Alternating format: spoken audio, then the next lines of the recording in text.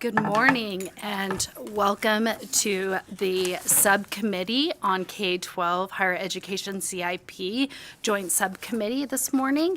I believe you guys probably got the message, but for everyone on the dais and that are listening, we're going to take today's agenda a little out of order, starting with the Department of Tourism and Cultural Affairs, moving to the Department of Corrections, then to the Department of Wildlife, and then we will conclude on the Department of Administration, because I understand we do have some amendments. With that, I welcome Mr. Lefevre back to the subcommittee, as well as his team, to commence this presentation. And if you want to stop after each department, that's fine. Thanks so much.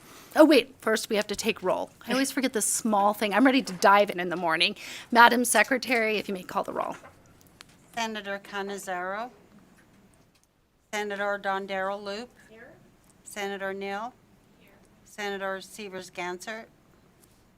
Senator Titus. Here. Assemblywoman Howdigi. Here. Assemblywoman Kasama. Here. Assemblyman Miller. Present. Assemblywoman Monroe Marino. Assemblyman O'Neill. Assemblywoman Peters. Here. Assemblyman Yeager. And Chair Backus. Present. And please, we have a variety of individuals who are doing presentations or running a little late this morning. So please mark the Assembly members and senators present when they arrive, and Assemblywoman Monroe Marino absent, excused. With that, Ms. Lefevre, please begin when you're ready. Thank you, Kent Lefevre, for the record. Joining me here today is Kirsten Nally, Deputy Administrator, and Brian Walker, Chief of Planning. So in keeping with your directions, we'll go to page 55 of the presentation, and I will turn the mic over to Kirsten Nally for the presentation of the Department of Tourism and Cultural Affairs. Kirsten Nally for the record. Good morning, Madam Chair and members of the committee. I will present our projects for the Department of Tourism.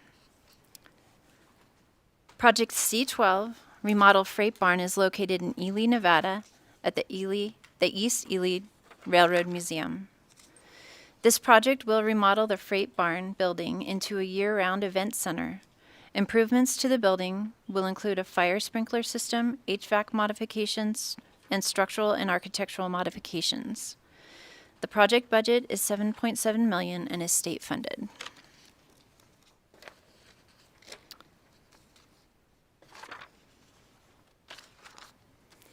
Project C-20 Visitor Center is located in Boulder City at one of the major intersections in the city. The proposed visitor center will be about a mile away from the existing Nevada State Railroad Museum at the east end of the Railroad Museum complex. This slide shows a rendering of the site. The project will construct a 9,700 square foot visitor center, orientation plaza, train loading platform, and parking. The project budget is $23.3 million and is state funded through conservation bonds that were a part of the AB 84 from the 2019 legislative session.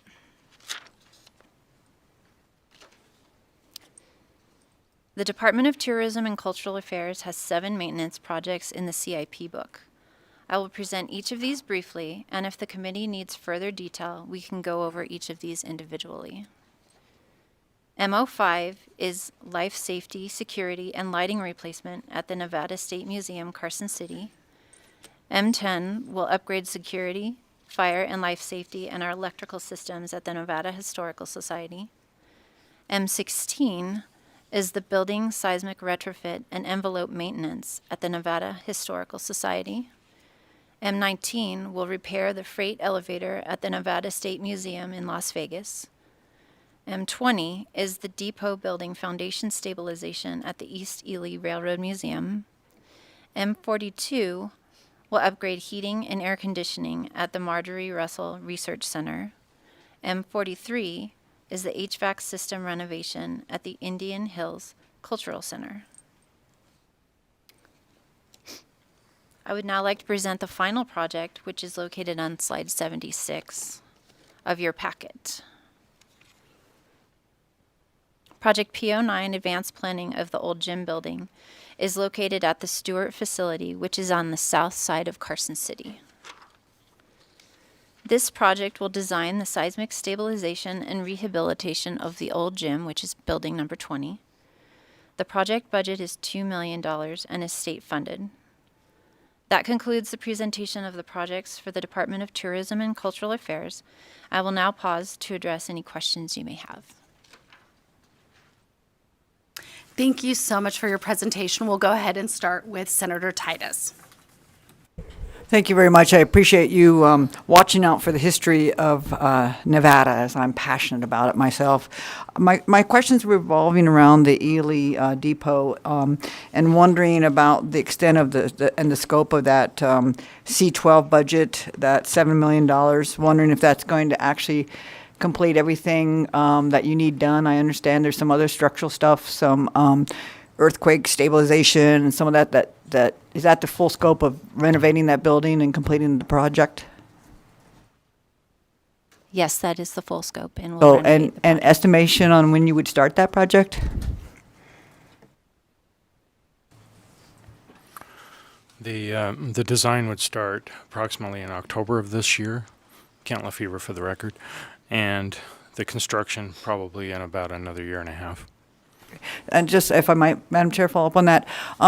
When you say design, so has it actually gone, so you haven't designed it yet, so has it gone out to bid then? How do you know that that's the adequate funding?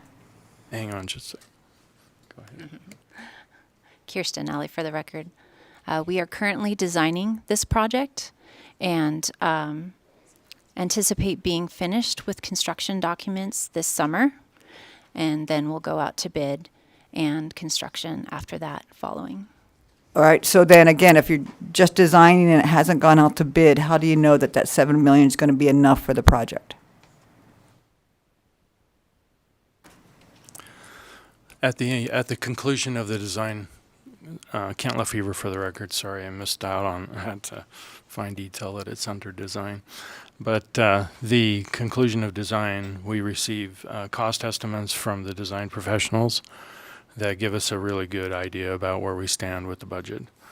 All right. And so we feel confident that we'll be able to move forward with this project. Very good. Thank you. Thank you, Madam Chair, for the question. Next, we will go to Assemblywoman Peters. Thank you, Madam Chair. Thank you for the presentation. Could you describe how the Freight Barn building is currently used in conjunction with the East Ely Railroad Museum? Kent Lefevre for the record. I'll ask the agency to come forward and address that question.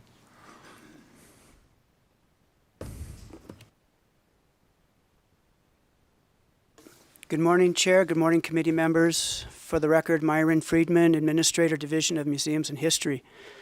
The question is how the freight building is used on the museum site. The museum is two buildings. It's the depot and the freight building.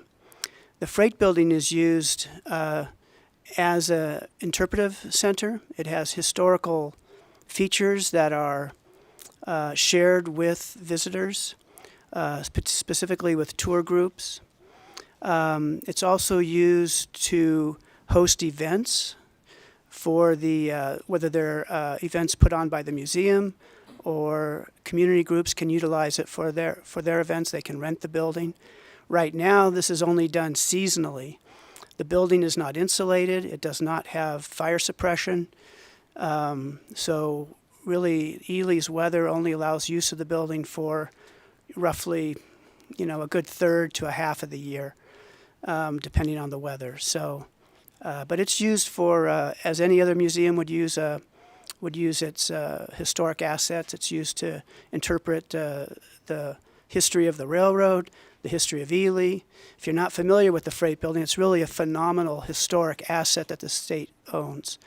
This is the oldest building on the property, and it's called the freight building because it's a great big huge shed, and going back to 1905, the train would bring in the goods for the community, for the mining operations. They would unload the goods into the building, and the various businesses in the area sectioned off parts of the freight building. They wrote on the walls, going all the way back to the early 1900s. They wrote on the walls whose section that was. And so you can walk through that building and literally see the business history of Ely etched into the walls of this building. So it's really a phenomenal historic structure. You're welcome. Thank you so much. And you may want to stay up because we have some questions about the Boulder City Railroad as well. We'll go ahead to Assemblyman Miller.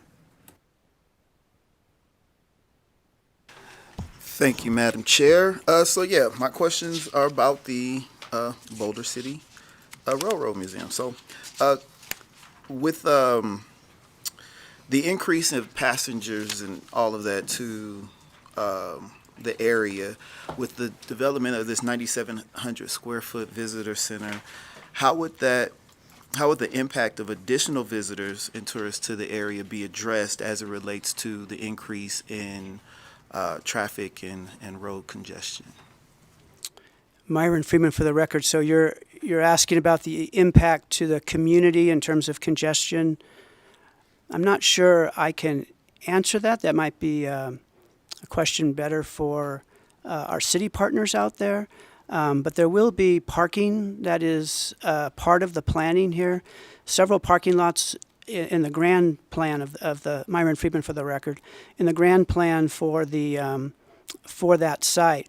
But in this immediate project, we will address parking next to the building. And so also they've created access points, several access points to get traffic off the road. Right now there's only one access point at the, I guess that would be the east end of the property.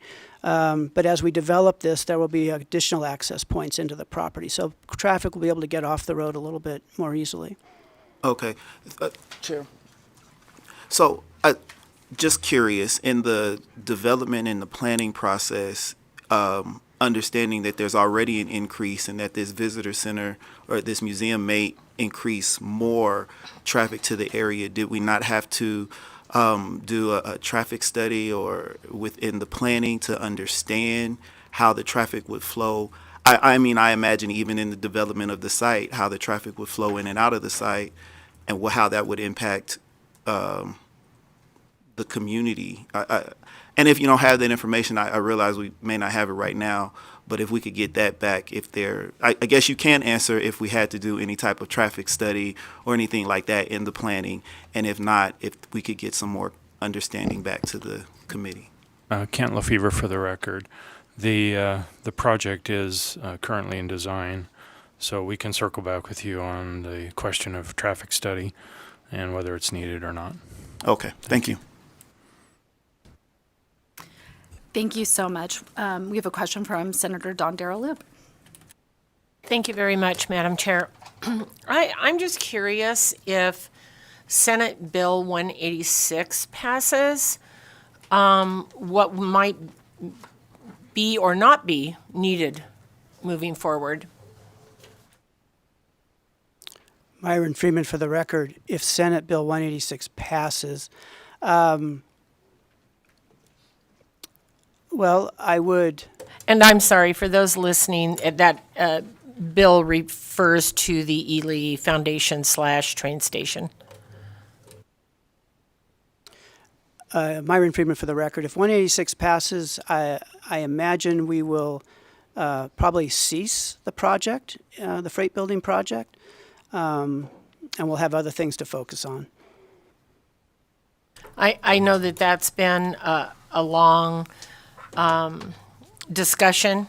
I, for one, can tell you I've spent time in Ely and know Ely, so I get that this all comes with its nuances, but I just think that there's probably agreements or ways to work around all of this so that we have some preserved history, and we have those who are helping us preserve that involved.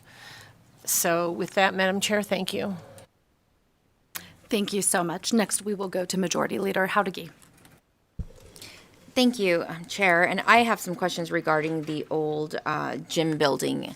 Could you give us a little more details? Just I pass by that every morning on my way to the building, and I'd love to get some more details on the planned rehabilitation of the old gym and just how long you think it'll take, when you plan on starting, if this is approved for the planning, and any updates on whether we are going to be designated as a National Historic Landmark.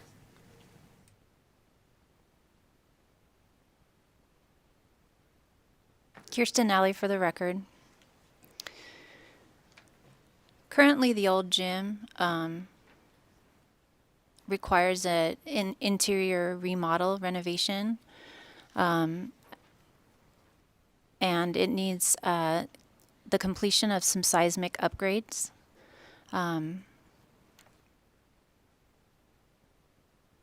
I'd like the agency to come up and explain what they would like to see happen as the building moves forward and the uses for it.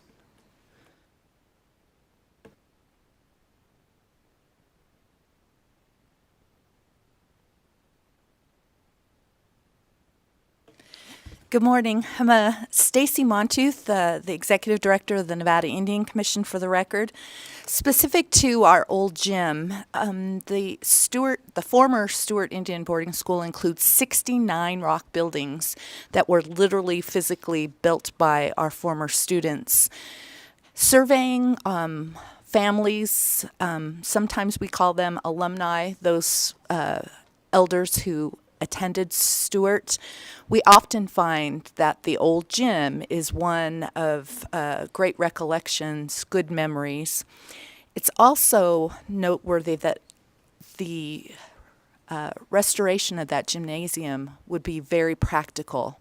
Currently, there's not an available public meeting space that will accommodate more than 50 people at the site. So having this building safe and coordinated by the Nevada Indian Commission would be of great value to our supplementary programming, ancillary events, everything from formal meetings to our cultural and social events, powwows, lectures, demonstrations. Off the top of my head, I can tell you that the Nevada Indian Commission's counterpart, the California Indian Affairs Agency, will be visiting our campus, and they're bringing 100 people, not just to tour, but for a formal meeting. I'm struggling. We're going to end up, I believe, with, folding chairs in our gymnasium that has poor acoustics to accommodate that group. Thank you. And if I could follow up, Madam Chair. And I guess my questions were more along the line, like if the planning's approved, when is construction going to start? What is that going to, what's the projected cost? When's the projected completion date? And also any updates on the National Historic Landmark?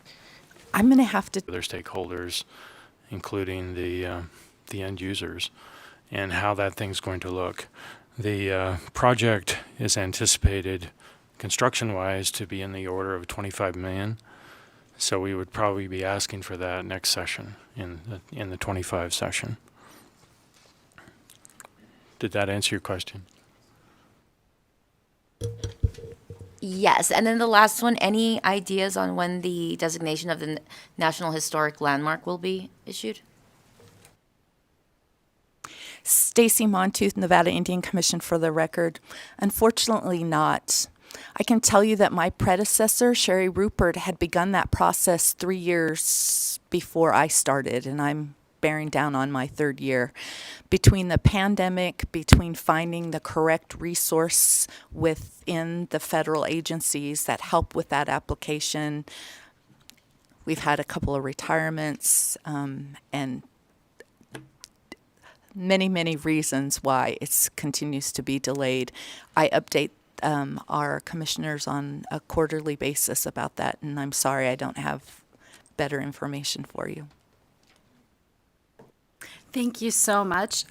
We will go ahead and move on from our Department of Tourism to Department of Corrections.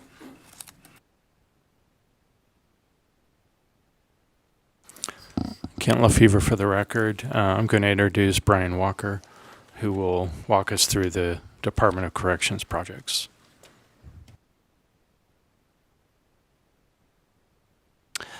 Good morning, Chair and members of the committee. For the record, my name is Brian Walker, Chief of Planning for the State Public Works Division.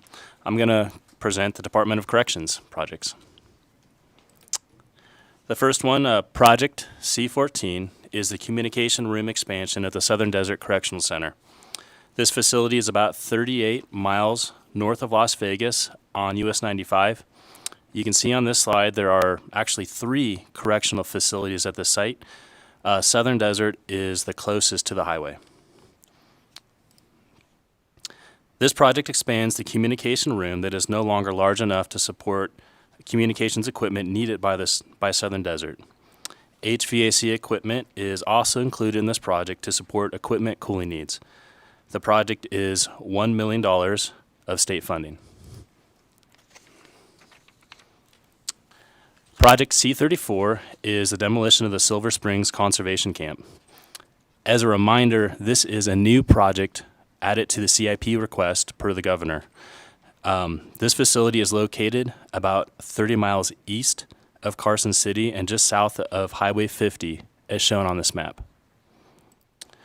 This site has been closed since 2010, and this project will demolish and return the site to a pre-development condition.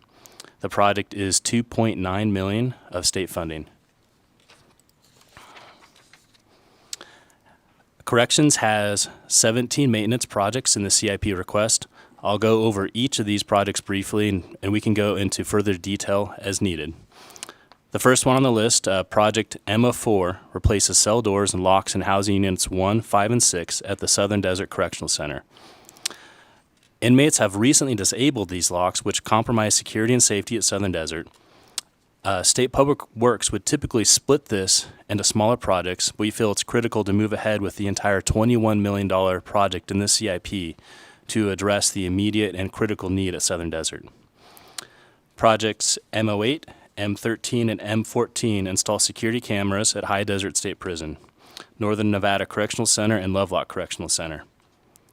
Project M17 replaces aging communication network with fiber optic backbone at the Southern Desert Correctional Center. M24 replaces boiler equipment at the Northern Nevada Correctional Center's Regional Medical Facility. M26 replaces hot and chilled water lines at several buildings at Lovelock Correctional Center. M27 replaces rooftop HVAC units at the Warm Springs Correctional Center. M29 upgrades the electrical service to housing units 11 and 12 at Southern Desert Correctional Center. M32 is a continuation of 21 PO7 and improves the wastewater system at Lovelock Correctional Center. M35 replaces the temperature control system at the Lovelock Correctional Center. And M38 replaces plumbing at the Culinary Building in Ely State Prison. Here's the last products in this slide. M40 installs a water control system at High Desert State Prison. M41 construct 18 recreation cages at Northern Nevada Correctional Center.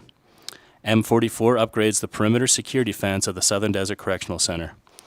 For the committee's information, the scope of this project will be revised from constructing a physical fence to installation of a lethal, non-lethal electrical fence at the request of the Department of Corrections.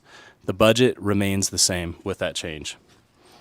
Project M48 replaces fixtures with water control fixtures at Lovelock Correctional Center, and M49 will install security cameras at Ely State Prison. These 17 projects are a combined $87 million of state funding. And with that, we will skip the details on these projects and move to slide 119 in your packet.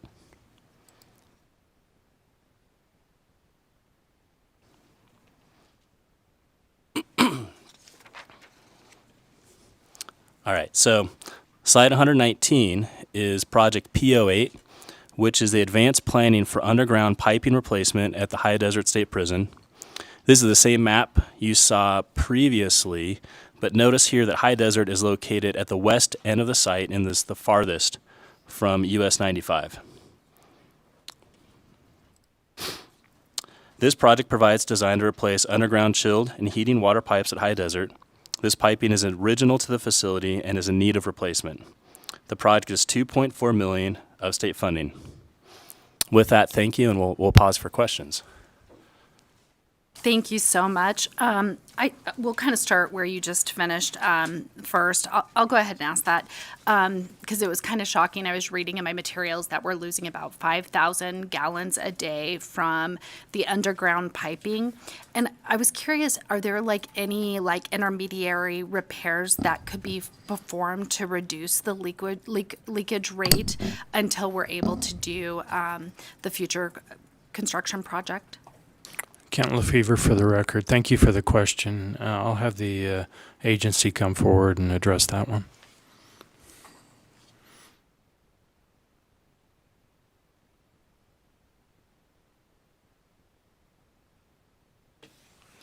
Good morning. For the record, Ralph Wagner, NDOC's Chief Engineer. In response to that question, leaks are in a 23-year-old facility are somewhat common. When they manifest themselves near the surface, we can fix them. The leaks that we believe that are a main contributor to the 5,000 gallons per day are 1 or 2 or 3 multiple minor leaks in piping at 6 to 12 feet under the ground that haven't shown them where to go. So we don't have the resources to repair those. So it's when we can repair them, we do. But for the long term, just like at Lovelock, we had the same situation, multiple leaks throughout the piping, and we ultimately had to do the planning and the construction of a hot water and cold water loop. Thank you so much for that clarification on that. Next, I'll go to Senator Dondera Loop. Thank you very much. And you'll have to bear with me as I ask these questions because I don't even know where to go with this. On MO4, where you're replacing cell doors, locks, security glazing, and installing security gates, I just thought that was already in place at a prison. And it's the same with M44, where they're upgrading perimeter security fence. And I know we've had issues at that particular prison, but aren't those things already there in a prison? For the record, Ralph Wagner, correct. That facility is dated, and my understanding is when it was built, those doors and locks could be easily defeated. They were substandard then, more so than in other facilities. So there's certainly a need demonstrated by the ability of the offenders to breach them. And there's a consensus within the department that that's a very high priority. And at one time it was down the list and we moved it right to the top. I mean, it's just so interesting to me because if I lock myself out of my house, I can't get in. And we've got criminals that we have locked in somewhere that can get out. So it's just so kind of an oxymoron to me that we have a facility that we are trying, and by the way, we're keeping them secure from each other as well. And so I just find it interesting that this has taken a breach in security to make this happen. So thank you very much. Thank you. Do we have any other questions for the Department of Corrections, CIP projects from any other committee members? With that, we can go ahead and move to the Department of Wildlife.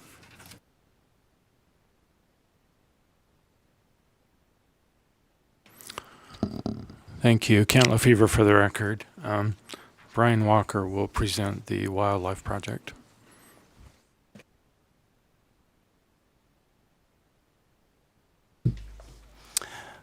Thank you. Brian Walker again for the record. The Department of Wildlife will start up on slide 121 in your packet. And it consists of one project. So project MO6 is at the Gallagher Fish Hatchery, which is located on the east slope of the Ruby Mountains, about an hour south of Elko, as shown on this map. This project will provide structural and architectural repairs at the building. This building was constructed in 1966 and has deteriorated due to the moisture-laden environment that comes with the fish hatchery process. This project is $3 million and is state funded. With that, I'll pause again for questions. Do we have any questions regarding the Department of Wildlife CIP from any of our committee members? We'll start with Senator Titus. Thank you, Madam Chair. And thank you for bringing this up. But I'm wondering, as sportsmen that frequently will complain that you're using sportsmen's dollars for inappropriate uses, something like a fish hatchery, which certainly helps supply the fishermen in the room their ability to catch fish, was there any other thought to using sportsmen's dollars for this instead of general funds?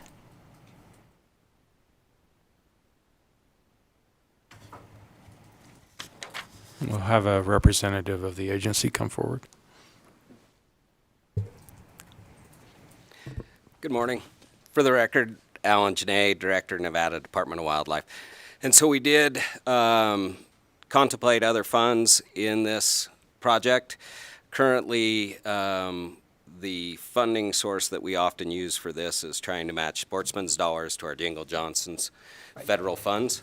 Those federal funds right now, that grant is at capacity, supporting the other production or the other pieces of our fisheries management and fisheries division. So we didn't have the capacity to fund that. There was no federal grant funds available for funding that. And so the sportsmen, as you know, many of you are aware, Department of Wildlife were 98% self-funded, 2% out of general fund. Those state sportsman dollars are used at basically one sportsman dollar to 3 federal grant dollar to go make use of those federal funds. And so in that Dingle Johnson fisheries example is this, we don't have any more federal grant left to draw on. Follow up on that, Madam Chair? So, and we've had conversations many times along this line. And so is that the only time? Because I know you have used sportsmen's dollars for other things that don't necessarily match with that particular federal fund. But are you saying that for this choice, you felt that general funds would be more appropriate? We don't have enough in the sportsman's dollars to cover this? And the reason you're not is because you wouldn't be able to match it with federal funds? Well, we're not matching this with federal funds either. Thank you for the question. Again, Alan Janae, Director, Nevada Department of Wildlife. So it was contemplating where we were at this given time, and with the funds that we have available, we do not have at this time the sportsman's dollars to afford to do this work at this time. Okay. All right. Thank you, Madam Chair. Thank you so much. Next, we'll go to Assemblywoman Peters. I have very similar questions related to the potential for federal funding out there. I'm thinking about federal funding that potentially comes out of the Bureau of Rec or EPA or even some of the state infrastructure dollars that maybe are directed to outdoor industry. I don't know. Have you exhausted the review of federal grant dollars that are coming out? I mean, we're seeing just money coming out of our ears in certain areas, and this particular area is one that I don't personally know what's going on in it, but I just not exclusive to the grants that you have historically received, right? Like, have you exhausted looking through other available grant options? Yes, thank you for the question. Again, Alan Janae, Director, Nevada Department of Wildlife. Yes, as you're probably pretty familiar, as we have done, and we continue to do a lot of projects. And so we're always looking for maximizing the efficiency of the state dollar and trying to stretch it as far as possible. And so we are constantly reviewing opportunities, not only just federal grants, but also, working with sportsmen, working through AB 84, conservation bond, and we fund a lot of our projects, independently and don't end up down here. In this particular circumstance, just given the timing and where we're at with funding right now, we have not identified another funding source. That isn't to say in the future that that may not become available, but at this time, this is where we're at. Matthew Tuma, Deputy Director for the Department of Administration. Add on to that response, like the presentation said, and like Director Janae said, this would be funded with state dollars up front. But like all projects that go through the CIP, they're subject to cost allocation and cost recovery through the statewide cost allocation. And so this would be one of those projects that would be subject to cost recovery through the statewide cost allocation. So once the project is completed, those dollars go into a depreciation schedule that then gets assessed to each agency for their usage. Because this is a wildlife facility, this would go into the cost recovery for wildlife and be subject to the cost recovery percentage that their budget accounts pay into SWICAP. So for a lot of this project, wildlife will actually reimburse the general fund for the investment that's made upfront at this point in time over the lifetime of the project. It's just simply an infusion of state dollars upfront and their cost recovered over time. Okay. Thank you so much. With that, we will go ahead and move back to probably at the beginning of your presentation for the Department of Administration.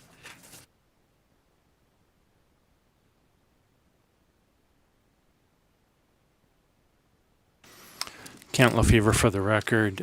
Thank you. I will introduce Jack Robb, the Director of Department of Administration. Jack Robb for the record. Appreciate everybody's time this morning. We're going to go through some changes that have occurred since the Public Works Board approved what you see in front of you today. We're going to go through the additions and subtractions. For a little background on how we got here, the state leases has 323 leases for office buildings, a total of 2,119,000 square feet of office, and a total of approximately 1 million of square feet of those leases are leased from non-resident corporations or individuals. So that money, when we pay our lease payments, they leave the state never to recycle and come back. Las Vegas leases alone, we have 105 leases totaling 836,000 square feet for a total lease value over the life of those leases of $150 million. Below is a table of leases expiring in the next few years over the next biennium, and they total 275,000 square feet of leases that will be expiring. Approved to the Public Works Board, there was a remodel to Grant Sawyer. That's 224,000 square feet for $127 million. There was a proposed new building for Fleet to be housed over there at $12 million. A parking extension just shy of $2 million. And then to facilitate timing, we were going to build Grant Sawyer number 2. That's a 125,000 square foot building for $186 million. And we were also looking at the Sahara complex, 130,000 square feet for $150 million. So in total, we were going to get 479,000 square feet for $478 million, or $998 per square foot to build those new facilities or rehab Grant Sawyer. We're looking at a possible purchase of 650,000 square feet for $166 million, or $256 per square foot. The next slide shows the potential area that we are looking to purchase. It's outlined in yellow there. It's panned back so you can see its relation to the airport. When we first looked at this site, there were some questions on how this would impact our employees. So we worked with CB Richard Ellis, and we came up with a heat map. That heat map depicts 5,458 employees that live in the Las Vegas Valley. That's not all the employees that live down there. We took out corrections because they commute to a different location. We took out wildlife because they have a newer building. Took out other individuals that live in, that have permanent homes, DMV, others that would not be commuting to this facility in the future. So you can see the star represents the area down below on the map.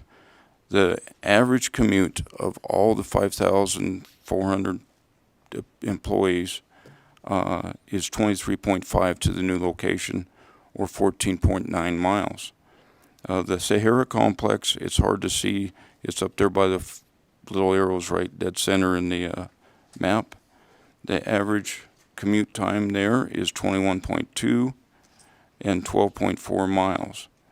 And then we looked at the existing Grant Sawyer building as the red dot, and the average commute time is 21.4 and 13.1 miles.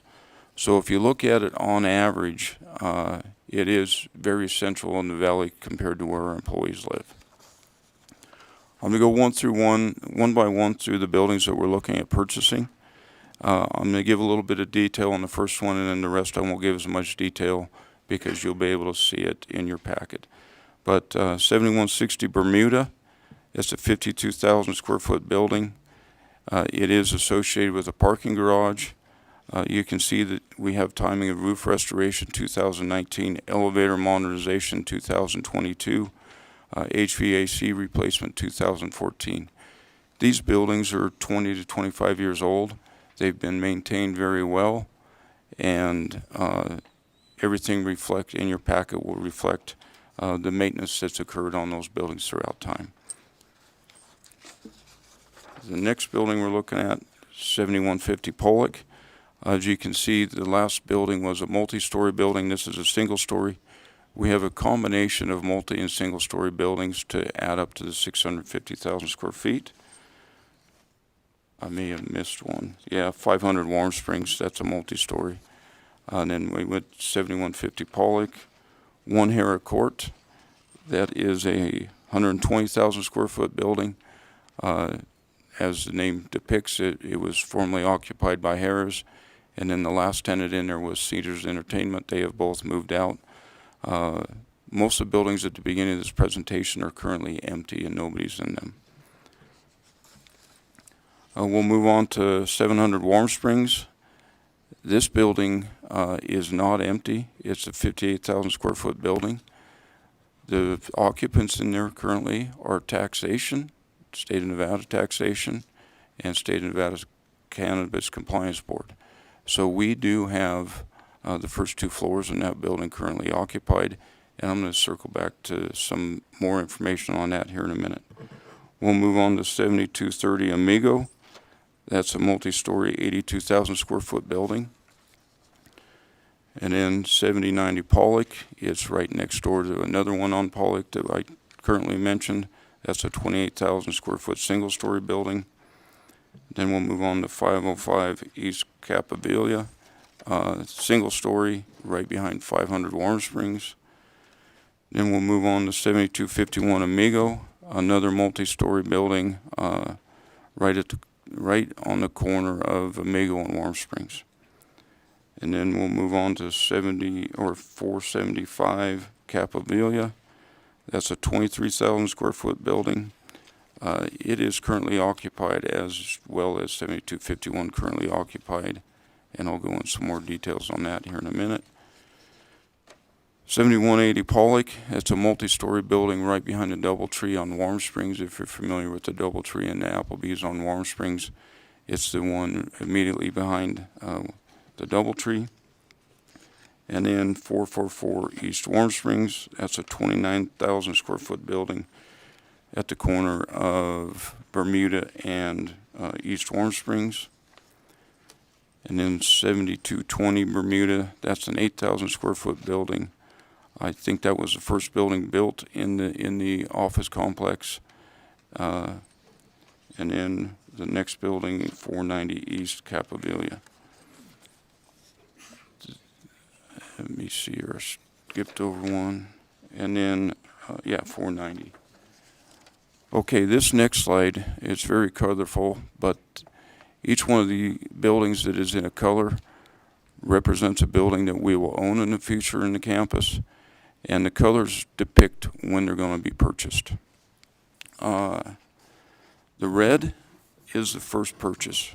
It comprised 3 buildings of a total of 130,000 square feet, or just over $33 million. The reason we're starting with these 3 buildings is these 3 buildings are currently vacant, and all the tenant improvements have been completed. It has new carpet, new paint, new elevator upgrades. They're ready to go. They're vacant. They're turnkey. We can move in. It doesn't include additional tenant improvements that agencies may need in the future, but they are move-in ready. We'll have to furnish them and provide new IT infrastructure. There is not infrastructure for IT currently in the buildings, and we have some dollar projections on that. The blue color would depict the next 5 buildings that are going to be purchased. That is 312,000 square feet in total, or just shy of $80 million. Those buildings, the reason that they go in round 2, every one of them is currently vacant except for the one that we have the first 2 floors on at 700 Warm Springs. But the tenant improvements have not been completed. They're in partial completion stage. Some of them have partial carpet put in, partial LED lighting has been completed, painting has been done in parts of it. The reason we're doing the second takedown of October 13th is to accommodate Thomas and Mac time to complete those TIs at those locations, but they are currently vacant and available for us to move into. The next purchase will be March 15th of 2024. That would be 5 buildings for 153,000 square feet, or just shy of $40 million. And they're depicted in green. The green building on the right, the reason we chose March 15th is the current tenant lease expires February 28th. So that lets that lease burn off before we own that building. But we were really interested in owning the green buildings to the left. But there's some tenants in there that their leases do not expire yet. So at the time that we take over everything that's depicted in green, the 153,000 square feet, we will have approximately 80,000 square feet of that under current lease to other people that we just have to let those leases expire, and when they expire, then we can move state agencies in. By having a staged takedown like we've projected to you, with the first one beginning mid-July in the red, it allows us time to complete projects, to let other leases that we currently in time out, and to let us plan how we're going to use these buildings to their maximum capability, and to get agencies to fit right in the right buildings. There's going to be a planning process that comes along with this, so a staged takedown will benefit the state. And then the final purchase is the one in yellow. It's kind of our wild card. Is under lease until February of 2025, but the tenants in there have ceased operation. I viewed it a couple weeks ago. They may have had 5 people in there. So the timing on that takedown may adjust a little bit, depending on what happens with the tenant that is currently under lease. I want to talk now about 700 Warm Springs. That's the bottom right one in blue. Currently, I explained taxation and cannabis are currently in there. Taxation is currently in there, and they have a lease for 20,440 square feet. Current lease rate this year is $2.06 a square foot. That lease rate goes up about 7% every year, so it's going to continue to go up. But let me give you an example of how purchasing versus leasing benefits the state of Nevada. At 700 Warm Springs in the last fiscal year, taxation spent $505,000 to lease 20,000 square feet. When we purchase it in the next fiscal year, they will spend $240,000 to lease it from the state of Nevada, because it goes from $2.06 down to 98 cents per square foot when you lease from Buildings and Grounds. All these buildings will not be agency buildings. They will be controlled under Buildings and Grounds and charged out that lease rate of 98 cents. For a total savings yearly of $264,000. When you look at we're buying 650,000 square feet and we're getting that much savings on 20,000 square feet, you add that up, it's going to be tremendous to each one of these agencies that move in. They're going to be able to get money back from lease payments in the direct program that benefit the state of Nevada. Another thing I want to bring up, we need to change the way that we own and maintain state-owned buildings. As I discussed, the current lease rate is 98 cents. That covers our costs. But that 98 cents does not maintain our buildings in their proper way. We have not been allowed to have reserves in these accounts, so we've been reliant on the CIP process to maintain our buildings. That's an inefficient model, and by using that model of not having money available to take care of our buildings, we have a $10,000 break in a building. We have to go through a long CIP legislative process. That $10,000 problem, by the time we go through the process, is a $250,000 problem. It's something we see routinely. We need to change the way that we maintain our buildings. And in the coming biennium, I'm going to work with Kent Lefevre and David Dutra to come up with a different way that the 98 cents covers the cost, but maybe we go to $1.20, and that extra 22 cents gets put into a fund that is not seen as reserves, is seen as maintenance, and we can move away from the word deferred maintenance. Deferred maintenance means you didn't do it when it needed to be done. Deferred maintenance is the wrong way to go. We need to start looking at preventative and routine maintenance and take care of our buildings before the problems get too big. So that's something we'll work on over the next biennium.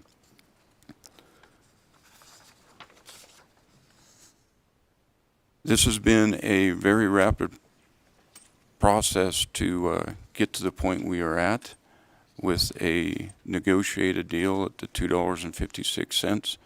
I looked back on my phone. The day that I found 500 Warm Springs, we actually went and looked at another campus setting out at Stephanie in the 215. And I was driving back to the rental car place. I was familiar with 500 Warm Springs. I'd looked in that area before when we were trying to get a headquarters for wildlife down there. And I'd actually met with Thomas and Mac during that time. But on my way back to the rental car place, I was talking to a realtor friend, a commercial realtor friend that I have in Vegas, and asked him, what's up with 500 Warm Springs? He says, there's 500,000 square feet of vacant office there currently. I said, make contact, let's have a conversation. That was February 9th. So this project has moved extremely fast. Thomas and Mac have been very accommodating of us. I would really like to thank the Thomas and Mac families for being as supportive as this project and as flexible as they've been. We've actually looked at buildings, added buildings, subtracted buildings. It's been a tremendous project to this point, and we're looking forward to completion. I'd like to thank the Thomas and Mac staff, David Strickland. I would like to thank Willie Strickland. When we went on a tour one day with Senator Dondero Loop, Assemblywoman Monroe Marino, and Senator Canizares, Willie was the main driver and door holder for us that day on that tour. So I would like to thank everybody that went on that tour that morning. I think they were more than impressed of what we have found and the condition of the buildings. The ones that have been rehabbed are bright, shiny, they're ready to go. I'd also like to thank Kent and his staff and Tim Galuzzi and his staff. Through this process, we were able to get 20 plus people on Kent's staff to go down and do facility condition analysis, make sure that what we're buying is viable, that there is no red flags that say we shouldn't do it. They've done a full analysis and a review. I have that folder on my desk. Tim has gone down, they've done a full IT analysis. Their projection, when we look at all the buildings, to get all the IT up and running, it's probably going to be about a $4 million price tag. The cost is, it's a great price. We're going to have additional costs in furniture, IT. There's going to be some move-in cost. There's other things associated with it, but it's truly the right way to go. So the other people I need to thank are Charlie and Hillary with State Lands. They've been great to work with, and they're in gear on this project. Working through appraisal process now with the owners to make sure that the agreed upon price will work. And all indications to me, talking to other realtors, looking at other options that are in Vegas for this quality of product, we are definitely going to be able to make the appraisal of $2.56 a square foot.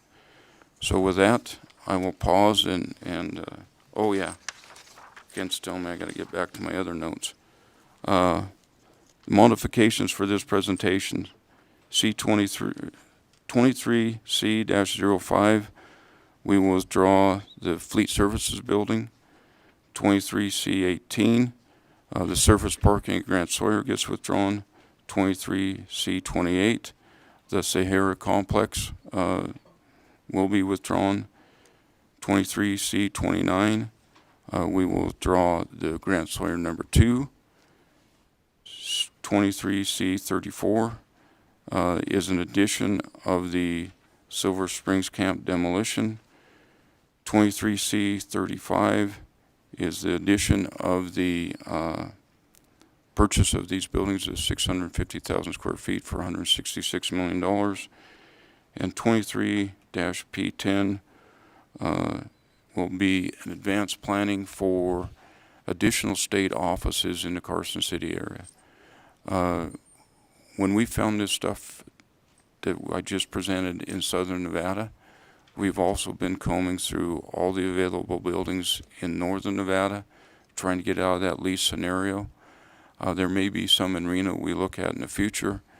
There's only one building that we would really consider purchasing in the Carson area, and that is the old Harley Financial Building, and we're pursuing a purchase on that in a different means. But we do need better office space, more conveniently located office space for state employees. So that's why we're looking for this advanced planning for additional buildings on the Capitol Mall. So with that, I can answer any questions on that part of our presentation. We'll start with Assemblywoman Kasama. Thank you, Chair. Thank you for this great presentation. Wow, common sense from the state. I think this is just wonderful what we're looking at. I do have a couple of questions, and also, you know, I have found is what you're looking at. I'm certainly very involved with real estate, and I've always found that buying already existing is always less expensive than building from the ground up, and that has to do with residential and commercial. So there is tremendous savings. It looks like they've been well maintained, so love the idea. You talked about buying these buildings in phases. Are the prices locked in? Jack Robb for the record. Thank you for the question. Yes, they are locked in. We're locked in at the $2.56. With the buildings depicted in red and blue, that the tenant improvements will be 100% complete when we move in. And that's part of the reason that everything in blue is because they need to complete projects that are ongoing. So that cost covers the tenant improvements that are going to be slated.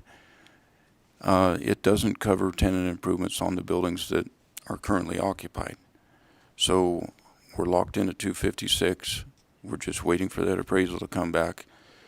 And we're looking at the 256 across the campus. You're familiar with real estate. One Hera Court's going to appraise higher than 505 cap of it. It's just, they're not going to appraise the same. What we're looking at as one purchase and a 256 for 650,000 square feet.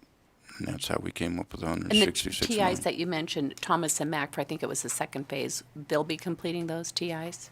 I'm sorry? The TIs for the, I think it was the second phase. Thomas and Mack is completing those TIs? Thomas and Mack are completing those prior So they'll to pay for those. our purchase. Okay. Well, I'm highly supportive of this. I think it's great. Thank you. Thank you so much. Next, we'll go to Senator Severs-Gansert. Thank you, Madam Chair. I appreciate you bringing this forward. I mean, this is a big leap for the state. It's a big change in the direction that we've been headed. And with that, you were talking about the projects that you're withdrawing. So the two of them in particular, the fleet building and also the parking expansion. So we don't need those anymore? Or go ahead. Jack Robb for the record. Appreciate your question. We are going to move away from ever building the Sierra Complex or Grant Sawyer number 2, and we're looking at other ways to repurpose the original Grant Sawyer now. The cost to rebuild that is $127 million for 224,000 square feet. We think we can spend our monies more wisely and repurpose that building and use it in other manners. And we're currently working on that. We don't have anything locked in stone on that, but I think it'll be a use that will be a much needed new use in southern Nevada. Thank you. It just seems like we still, like the fleet building in particular, where do you just don't know where that's going to be? You're going to try to do that somewhere else, or are you still going to try to do that on that property at some point in time?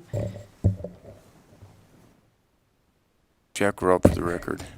I have to apologize. I struggle hearing sometimes. I have my hearing aids clear up, and I did not. So I was asking about the fleet building. So the fleet building, it seems like we need something for our fleet, so that could be at a different location, or you don't need that at all? Jack Robb for the record. Thank you for the question. The fleet building was to be located with Grant Sawyer number 2 and Grant Sawyer. And if we were looking to change our way we use that property, it would not be in a location that would be needed. With fleet being within a quarter mile of this complex, we may keep some of the fleet function where it currently is and have a different type of fleet function housed within the campus that we're moving to. We don't have a full plan on that yet, but we're going to become much more efficient with our fleet vehicles having a campus sitting in southern Nevada. Thank you. And I had one other question. So, in looking at the numbers that you have on the spreadsheet that was ahead of all the different buildings, it looked like we were going to invest about $478 million. This is going to cost $166, so the delta is about $312 million.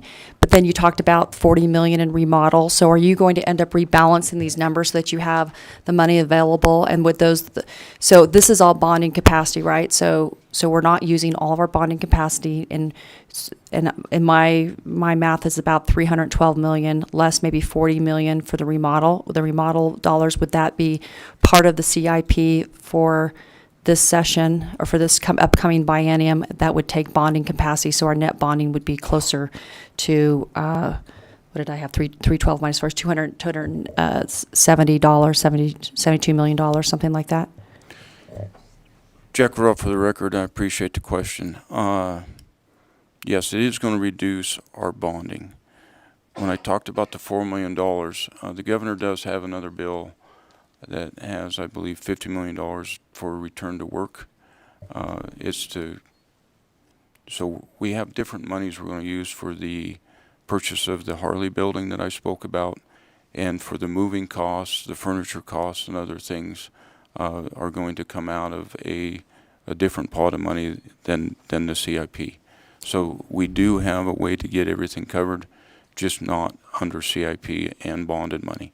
Thank you. So we will have more bonding capacity available, and then I guess we'll be expecting quite a few budget amendments coming forth.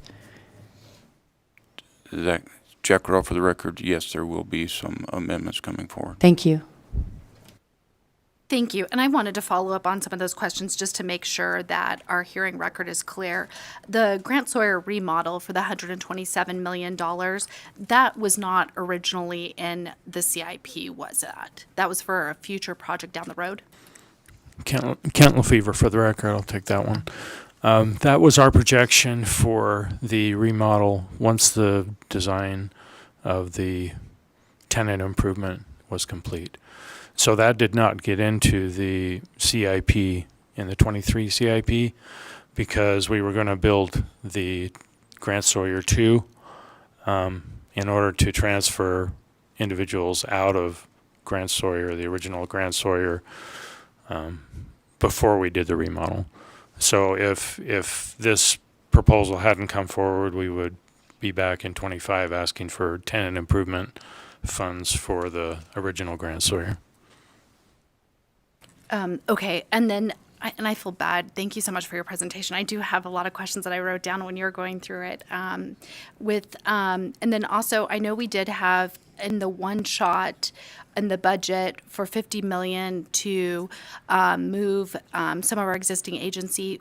Was that something you guys were also going to amend to look at moving costs? Or I know you don't have all these numbers, but other needs that may be needed to move into the campus over the next biennium? Jack Robb for the record. Yes, we are looking at the $50 million one shot to help facilitate a lot of what we're looking at accomplishing here. Like I said, we're going to have to pay for some planning. We're going to have a lot of meetings with agencies to determine their needs. I know multiple agencies have multiple facilities across the valley with different timing of when their leases expire. We may move an agency into a building and leave part of the building vacant waiting for another lease to burn off, or we may move everybody over there and try to sublease. We don't have a lot of these answers, but I can tell you the scenario in front of you right now today with purchasing 14 buildings in a campus setting, if we don't pull it off this time, it will not be there. This is a one-time deal. It doesn't exist in Southern Nevada to have this much vacant office space in one location. We just hit the timing just right. And with that, and that goes along, kind of the price per square foot is a pretty good deal. And one of my questions originally was like, could we get a discount if we did the finishing of the improvements to those buildings? But I think the price point is pretty good, and with Thomas and Mack finishing at that. And you kind of touched on it with the. It maybe there's other things going on behind the scenes, and you didn't want to go into it too much with the repurposing of the Grant Sawyer. Are we thinking about still maintaining that for state agencies, or are we looking at moving past that so there would not be that need to remodel it in the next biennium? Jack Robb for the record. I would like to say I appreciate that question, but I really don't at this point because I'm going to have to lay some cards on the table. We've actually have been considering work with partners that the state of Nevada works with on a regular basis and look at repurposing that building into low-income housing and using the rest of that property for additional low-income housing units. It could be a tremendous benefit to Southern Nevada. But we're looking at architecture, we're looking at feasibility. There's a lot of, it's very preliminary. I really didn't want to talk about it today because it's so preliminary, but it is one of the many thoughts that we've had. I was really just getting to us hopefully not having to incur the remodel of the $127 million. So I appreciate that, Director Robb. Does anyone else have any questions? I'll go to Senator Neal. Thank you, Madam Chair. I guess you piqued my interest when you said you're going to repurpose for affordable housing. And I thought the building had some substantial issues inside of it. So what would be the cost of doing that? Jack Robb for the record. That's why it's still preliminary. We don't know. But some people have looked at the plans. The layout will work. It may be a feasible project going forward. Interesting. So I guess I'm super curious about who thought about this idea. Who thought about Jack Robb for the record? I guess my mind is going to supportive housing, but affordable housing. who, this was your idea? Jack Ruff, for the record, no, it is not my idea. Okay. So who came up with that idea? I met with somebody through the Thomas and Mack family. So we don't want to say who this special person was that came up with the idea to turn it into affordable housing? I'm sorry, Jack Ruff, for the record.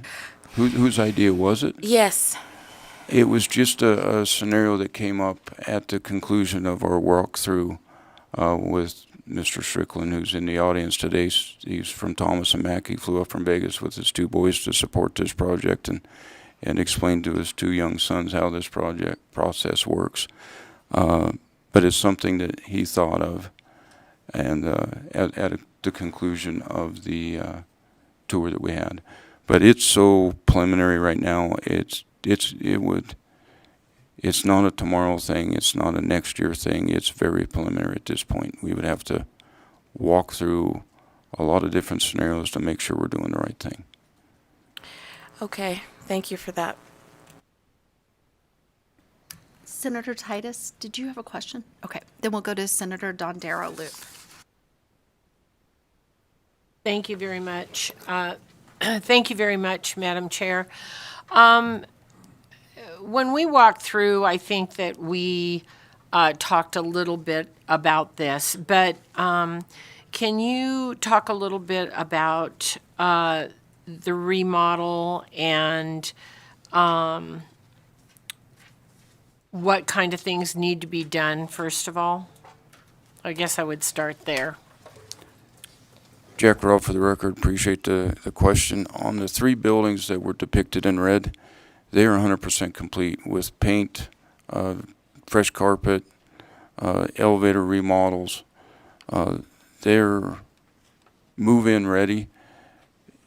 Some agencies might not like where the walls are, the number of offices, the amount of open space that we can put cubes in and other things. But the buildings that were depicted in blue, LED lighting, so they're energy efficient, upgraded elevators so that they meet all ADA standards of today. All the paint's done, new carpet. They are fresh. There is not a need to do any work to the first 3 buildings or that we purchased in July or slated to purchase in July, or the buildings that we will take in the October timeframe. They will be move-in ready with new carpet, new LED lighting, elevators rehabbed, new tile wares, new bathrooms. The break areas, some of them needed to be upgraded. So they will be ready to go. Thank you, and I can vouch for the facilities being in, for the first wave, being in good condition. Will we need to create an on-site facility maintenance department, or will that be something hired out? Talk a little bit about that. Jack Rupp, for the record.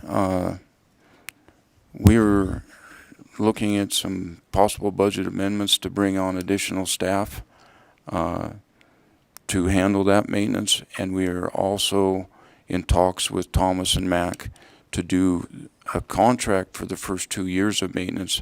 Their staff knows the facility. It could be an opportunity for staff that we can bring on to learn the facilities, to learn how everything works. We may go with a hybrid. We don't know yet. I have a meeting Friday in Vegas with Thomas and Mack to discuss some of these very issues. Okay, thank you very much. Thank you so much. Do we have any other questions pertaining to this new amendment? Okay, it sounds like we don't have any more questions. So we can move on to the other projects that I think still remain on the list. Thanks so much.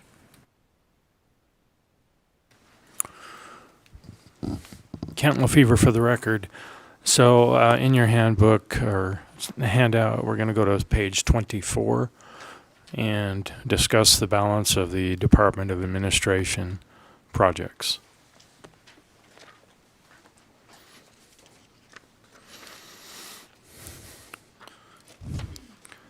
Kent Lefevre for the record. I'll present those projects for the Department of Administration. So our first project is 23C01, which is the Mail Services Building here in Carson City. This project is situated, or would be proposed to be situated, basically at the corner of 5th and Roop behind the existing Mail Services Building. This rendering right here is a view of the north, what we call a North Mall, once it's fully built out. And the Mail Services Building would be situated kind of in the lower right-hand corner, as depicted. This project is a $16.6 million project and is 100% state funded.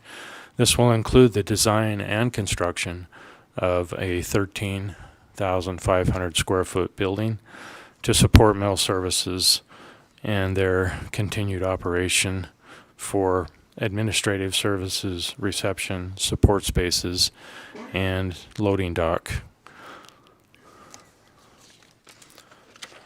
Next would be Project 23C03, which is the seismic retrofit of and renovation of the Heroes Memorial Building. This building is located opposite the Capitol on Carson Street, just south of the Capitol, kind of kitty corner to the Capitol. This project would provide the seismic renovation of that building, strengthening the building, and a major remodel. The upgraded structure is to provide a more effective use of the space inside that building, and this is a continuation of Project 19P02. So the planning is virtually finished. We're going to be shovel ready in July for this project. Next is Project 21C05, which is the fleet maintenance building at the Grant Sawyer campus. The department will not move forward with this project pending the updated planning that you've heard discussed by the director. We could skip forward to page 33 in the handout. Project C16, which is the office renovation of the Department of Education. The Department of Education headquarters is currently located on 5th Street between Roop and Stewart, facing 5th Street. This project will do a 2,700 or 2,400 square foot remodel of an existing storage space they have in the building. The project is slated at $2.1 million and is 100% state funded.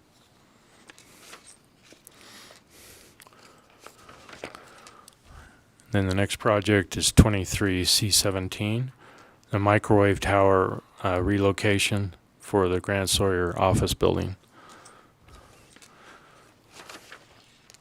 This project is $4.2 million and will construct a new microwave tower at the Washington INDOT yard just to the west on Washington Street.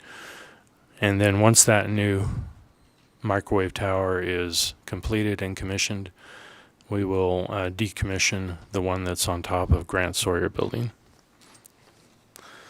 There's about 20 agencies that have that are stakeholders in the microwave tower, including the Department of Transportation, the Department of Public Safety and all of their subdivisions, the Attorney General's Office, Secretary of State, LCB Security, DMV, the Taxi Cab Authority, the Nevada Military, and so many others. It's a very key piece of equipment for communications in the Las Vegas Valley.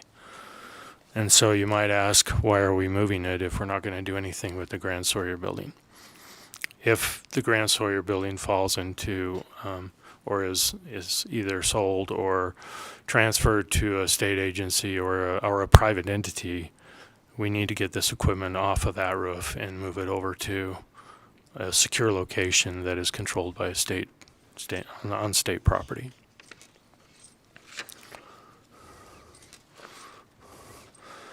Next is the construction of the parking lot, 23C18, at the Grant Sawyer building.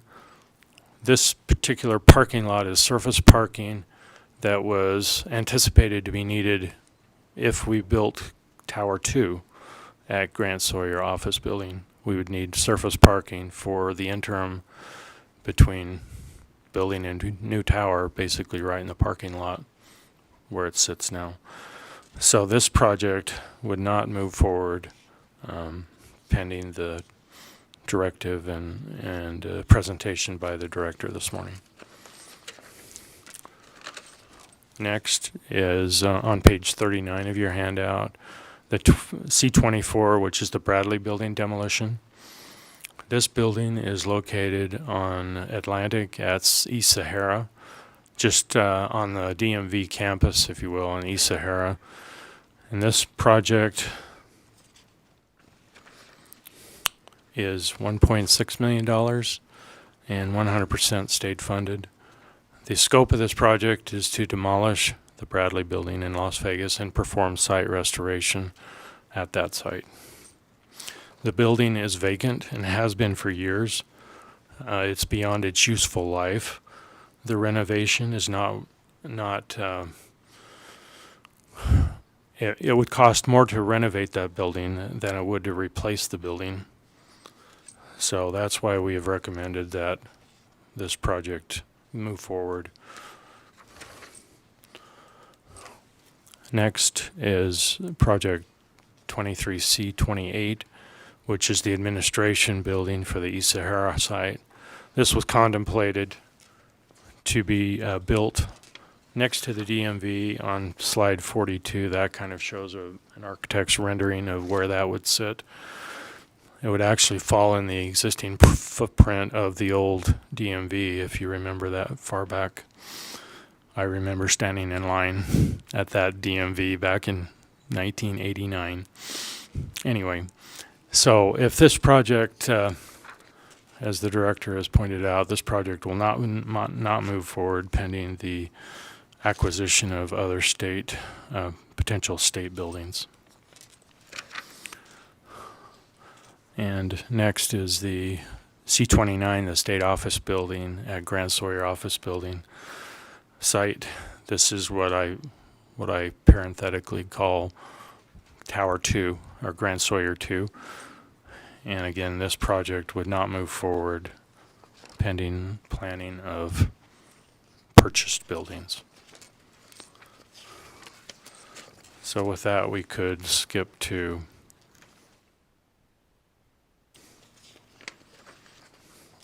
slide 48, which is 23C30, the administration building at the Kincaid site.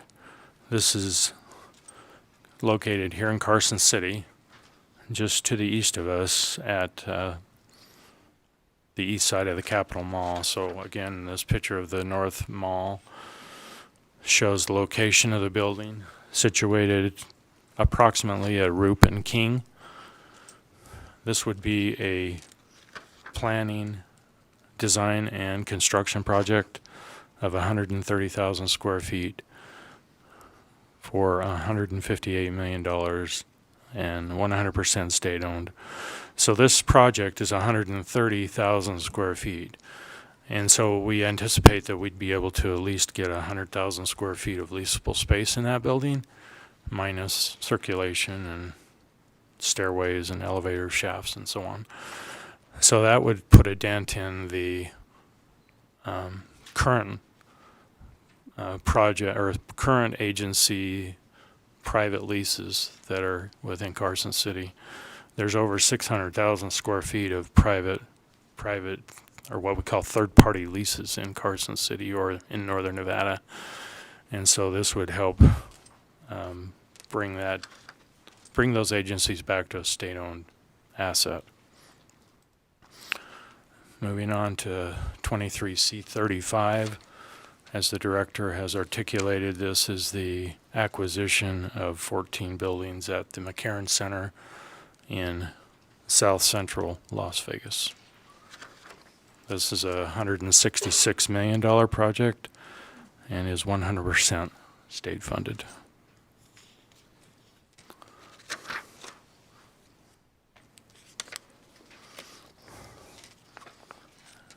And then continuing on to slide 53 is the advanced planning of an office building for the Capitol complex here in Carson City. This, not to be confused with the one that we're going to plan and build. This would be advanced planning only, and it's located approximately at Roop and 5th on the southwest corner, about where those cottages are that are slated for demolition. This advanced planning project is $10.7 million and will provide a 130,000 square foot state office building again on the campus. I think I might have skipped over the pretty picture. There's no picture. Anyway, it's really going to look good. And we're excited to have, you know, the Capitol Mall and have the leadership behind this idea of creating the Capitol Mall for so many years. It's been, you know, an open field with a few dog parks and some old buildings that need to come down.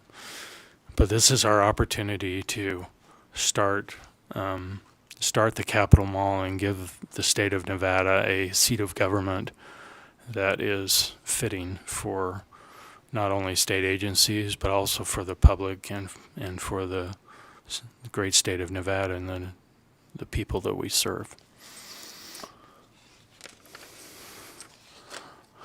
And with that, I'll take any questions that you may have on the Department of Administration. Thank you so much. With that, we'll start with Majority Leader Howdeggy. Thank you, Madam Chair. And I just have some questions regarding the mail services building, just like 2 or 3. What kind of impact would the increased size of the mail services facility from about 8,000 square feet to 13,500 square feet have on user fees? And with that, I'm also curious as to what are the plans for the current mail services building, that school? What's going to happen with that? Thank you for the question. Matthew Tuma will answer the financial portion of that, and then I can answer the brick and mortar side. I have a second financial question, so don't go too far. Matthew Tuma, Deputy Director, Department of Administration, for the record. So in short, because of the cost recovery mechanisms through CIP, that will require an increase in fees that are for using agencies for mail services. There's roughly like a 6 to an 8 year lag in when those show up into the division's budget account for cost recovery based off of completion of the project, allocation of those costs, and then putting that into each budget account. So for an example, for the upcoming biennium's budget, the depreciation costs that are in SWICAP calculations for agencies for cost recovery for the next biennium, so FY24 and 25, are based off of FY20 and 21 actuals. And so there is that delay, but it will increase it. I would say when you're looking at cost recovery and you're looking at those implications, those are not a consideration that are made by the Public Works Board when they're making recommendations for the capital improvement project or the capital improvement program. They don't look at those granular details on how cost recovery is going to occur at the agency level. From a user perspective, there's a lot of opaqueness and a lot of lack of familiarity from most using agencies about how costs are allocated and how they're recollected to reimburse the general fund. But roughly speaking, the general fund funds less than half of the function of state government. And so realistically, when you're making all of these decisions on capital investments, we discussed it on a previous department's capital investment request earlier, there is going to be a cost recovery implication for any of those non-general funded sources. So any of your agencies that are federally funded, any of your agencies that are fee funded, you're going to have those cost allocation, cost recovery impacts that are going to have that 6 to 8 year delay in those implications for those using agencies and for their funding sources. I would say just from a global level, there is a concern about some of the inconsistent nature of how we discuss cost recovery, because it really kind of only shows up or mostly shows up in the discussion of internal service funds, as opposed to any of those other uses of funding that we're allocating project dollars for general fund recovery or from recovery for bond sources funds. So that has had in the long term kind of a disproportionate impact at us underfunding our infrastructure for internal service funds, because we're making that connection in that isolated case as opposed to not globally and all of these funding sources. So there is a concern about about selectively and intermittently using these criteria for the allocation of these broader dollars. But like I said, this project, when the Public Works Board reviews their projects, they don't look at cost recovery as a consideration when they're ranking their projects. This project, just incidentally, is the -- priority of the recommendation from the Public Works Board, based off of the critical need and value of moving forward with getting mail services out of their current location and into a facility that actually has the appropriate size infrastructure to house equipment, the appropriate electrical infrastructure to actually operate modern equipment so we can replace some of these things, and is safe for the employees that are there. I would also say cost recovery is something, and the long-term costs of any of our rates is something that goes into our agency's determination of how we go about to try to fund projects and what sources we go to funding. And so the result of this project being on the CIP list and requested through this 23 CIP is actually a funding, a last resort effort for us to get this project funded. This discussion started about 3 years ago at the beginning of the pandemic, when the critical need of this infrastructure was really presented to the agency in a paramount way because of our failures to actually deliver dependable mail on time for especially unemployment and welfare claims that were affecting the lives of the day-to-day lives of Nevadans. And we had a critical infrastructure need. Our initial direction at the time, we had missed the boat for the CIP funding process for the 21 CIP, but there were also federal dollars on the table through the CRF fund that was initially passed by the feds, and then ARPA that was passed a year later. And so those were actually priorities for our department to try to request funding for this exact purpose through those sources of funds. Though, unfortunately, that was the Department of Administration's #1 priority in requesting funds from both of those sources of funding. Unfortunately, the project didn't rank high enough to be funded under either of those opportunities, and so here we are requesting it through the normal capital improvement program with state funding that would be cost recovered in the normal way for other agencies. I recognize that was kind of a long-winded answer to discuss sort of how that recovery will work, but it's something that is contemplated deeply by our department about how we go about funding these sources. And there's a lot of lack of understanding, I would say, from a lot of practitioners on both the executive and the legislative side of how these mechanisms like SWICAP and cost recovery work. That actually answered my second question, so. Okay, Kent Lefevre for the record. I'll try and address your brick and mortar questions. So this, the existing building that Mail Services is in was built in 1953. It's over, we're talking 70 years old here. And the building is not and never was intended to be a Mail Services functionality. The equipment in there is piled on top of each other. Many of the supply materials are being put in borrowed space from other agencies, because there's simply not room to put a proper operation together in that building. So this new building is going to give us what I would call elbow room to get this operation. And this operation, every piece of mail that goes out from the state goes through this operation. So we're talking about 51,000 pieces of mail every single day that go through this facility. What happens to the existing building? That building is controlled by Buildings and Grounds at this point and may be able to be repurposed for another use or another tenant. But again, the building is tired, it's 70 years old, and in the master plan for the campus, that building is not there. It's missing because it's in the way of the mall. So I hope that answered your question. Thank you so much. It's like you're reading our mind with our subsequent questions today, but I'm going to move on to the seismic retrofit and renovation of the Heroes Memorial and Annex building. And my question with that is with respect to the Attorney General's staff and attorneys over there, are they going to be able to continue normal operations by working in like other areas of the building while the seismic repairs are being performed?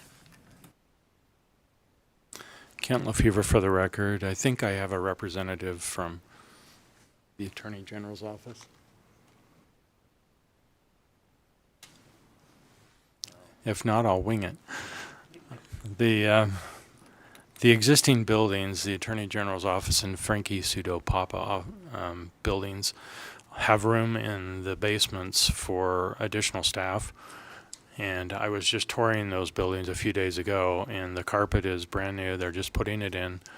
The walls have been repainted. So there's going to be room for staff in the basement. Also, the existing, when we do this remodel, it's very invasive. So there's not going to be any staff in the new building while we completely gut this building and redo the structural component as well as the tenant improvement. But I received a communication from the Attorney General's office just last week that they would be able to work around this based on their current staffing model. I appreciate that. Thank you so much. Next, we will go to Senator Dondero Loop. Thank you very much, Madam Chair. And this question is in regard to 2316 Department of Ed.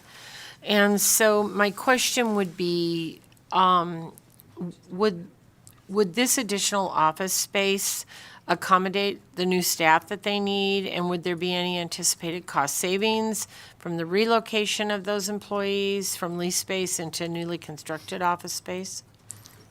I believe I have a representative from education that can come forward. Thank you.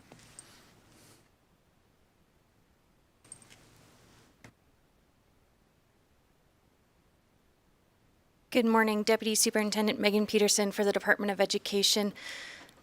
Could you restate the question? My apologies. Absolutely. So would the office space that we're talking about accommodate the new staff? And would there be any cost savings from the relocation of those employees from lease space into newly constructed office space? Deputy Superintendent Megan Peterson for the record. The office space that would be available as a result of this project would support the new positions that were requested under the governor's executive budget. The positions that are currently in lease space would not be accommodated here, and so the department would still need additional lease space for existing staff. Okay, thank you. So, and then with that, what's the long-term plan for the Department of Ed building, and how does that $2.2 million investment relate to that long-term plan?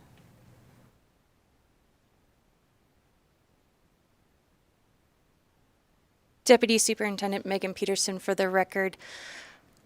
I'm still getting up to speed on the long-term plan, so I don't have that information today, but I can get that to you. That would be great. That building is a little tired as well. Yes. Maybe even more tired than the mailroom building. Go ahead, please. Kent Lefevre for the record. One thought occurred to me, and this needs to be vetted, but in the 2 new towers that we're building on the Capitol Mall, there would certainly be room for education in those buildings. And they would be a prime candidate given their location on the Capitol. Thank you. As many people that need to come and go through a building like that just to get licensed, for example, I'm sure that the additional room and requirements that the Department of Ed will need as we move forward and get things done for education, I'm sure to be appreciated. Thank you very much. Thank you. Next, we will go to Assemblywoman Peters. Thank you, Madam Chair. All right, talking about the Bradley building demolition, can you tell us about approximately what the estimated annual savings from avoided costs would be for the completion of that demolition? Kent Lefevre for the record. Currently, we're not spending a lot of money on that building right now because it has been vacant for years. We do have some minor maintenance that's done to that building just to keep vagrants out of the building, and also unwanted pests that may intrude into the building. The building itself is really tired, and every system in that building has been compromised by age and use. Nobody's been in that building for, I want to say, 7 years.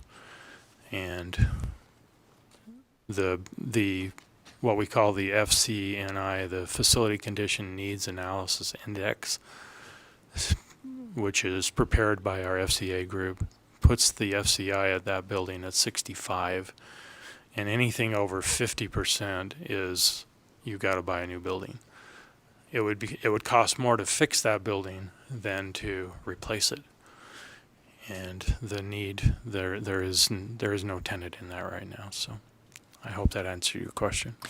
Yeah, I was thinking along the lines of like the cost for maintaining insurance for that property, cost for electricity, even if it's minimal, the annual fire inspection costs, any landscaping costs that are associated with that structure, even the Capitol Police surveillance and vandalism repairs that have accumulated over the last several years as this has been not occupied.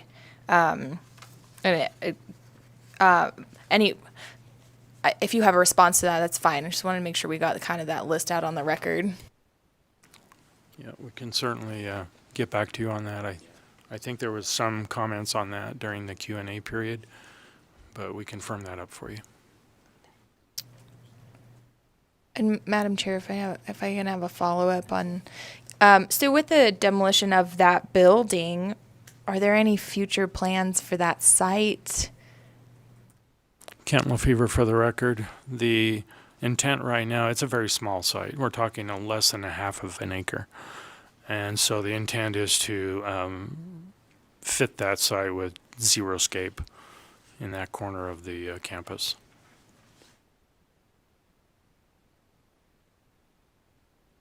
Thank you so much. Next, we'll go to Assemblywoman Kasama.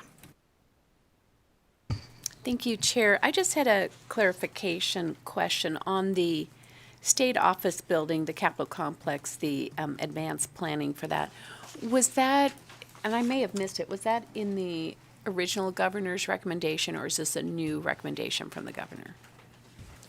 Kent Lefevre for the record. That's in the new recommendation. The existing, what we call the Kincaid site, building, construction, design and construction, was in the original CIP request. And this new planning project is part of that governor's amendment. Thank you. With that, we'll go to Senator Dondera Loop. Thank you very much, Madam Chair. So this is in reference to the 23C30. And I was just wondering if you could talk a little bit about, with the construction not planned to commence until September 25, what would be the impacts if the project was reduced to planning with the expectation that construction funding could be considered during the 25 legislative session? Kent Lefevre for the record. When this project was originally contemplated, it was contemplated as a planning project. However, in conversations with the governor's office, it was changed to a planning and construction project. So that's where we are today, is that proposal. And one of the questions you might ask is, well, can you do it in 4 years? I think we can, because the program on this particular building is very simple. It's a double-loaded office space with a hallway down the middle, similar to the Bradley building, or I'm sorry, the Bryan building at the end of the campus. And so the program, I think, is fairly straightforward, and I believe we can design it reasonably quick and get on with the construction. So which state agencies would move into the new Kincaid building site?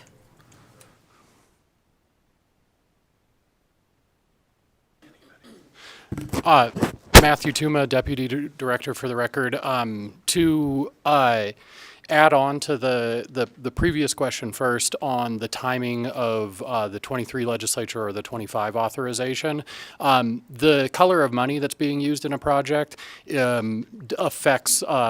additionally affects sort of the ability for Public Works to move forward. And so when constructing a large construction fund project with bond funds, one of the reasons why we would want the planning and the construction authorized in this legislative session as opposed to bump the construction until the following legislature would be the availability of bond cash.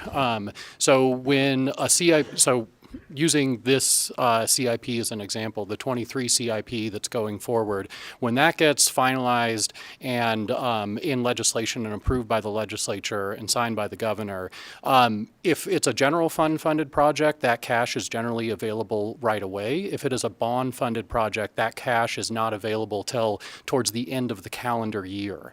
And so even though that project is slated to start at the beginning of the following fiscal year, the beginning of the next biennium, because we have to go through the process with the treasurer's office to sell bonds, that cash for that project isn't available till the end of the calendar year for tranche one. We sell those over 3 subsequent years. So by including the construction in the same project this biennium, it allows Public Works to move forward seamlessly once they're done with the planning project, to move immediately into that construction phase, as opposed to waiting until bond cash is available at the end of calendar year 2025.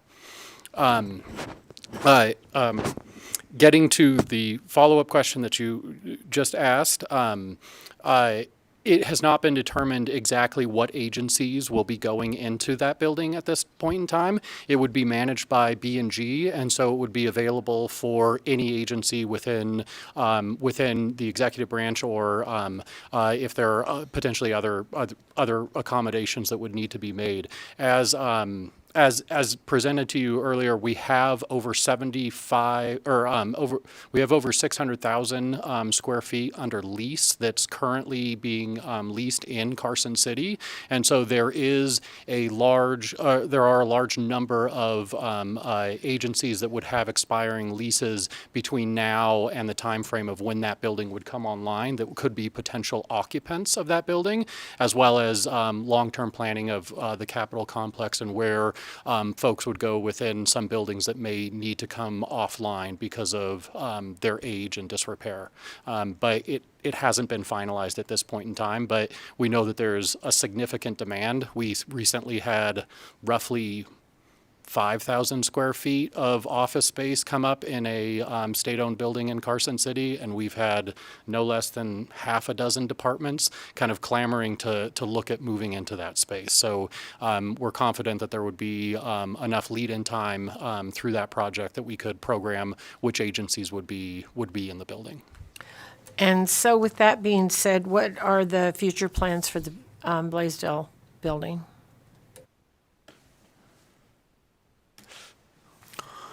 So for Kent Lefevre, for the record, for the Blaisdell building, that building will eventually be raised per the master plan, probably in the biennium of 27.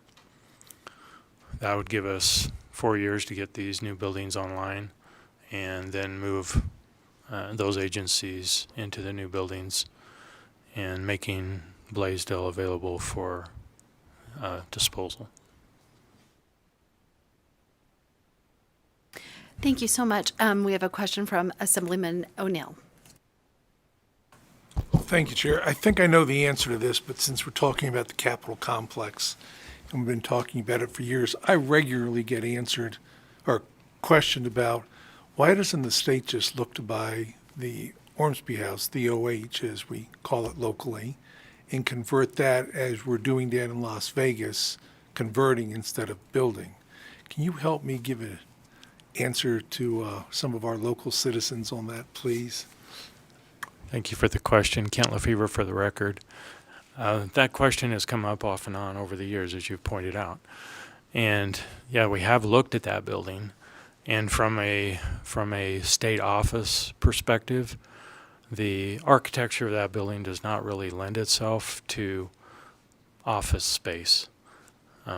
For example, each hotel room, if you will, is cut up into inefficient spaces for an office use.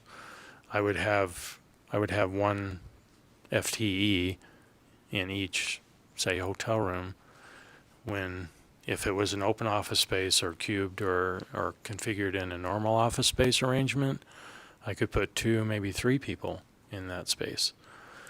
And so structurally, it's problematic to use that as a state resource, as a state asset.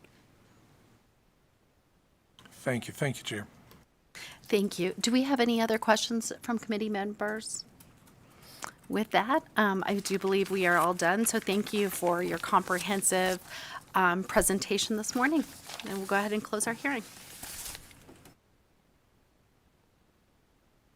I'm just kidding. We're not closing the hearing just yet because we have to take public comment. So with that, if there's anyone here in Carson City wishing to make public comment, please make your way towards the dais.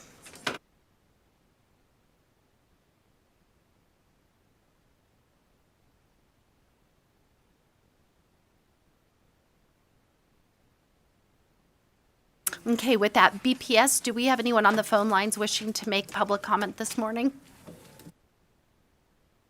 Chair, the public line is open and working, but there are no callers at this time. Thank you so much. And it doesn't look like there's anyone in Las Vegas, but I'll just double check. Anyone in Las Vegas wishing to make public comment this morning? Doesn't look like it. With that, now we can appropriately close our hearing. Thanks so much, everyone.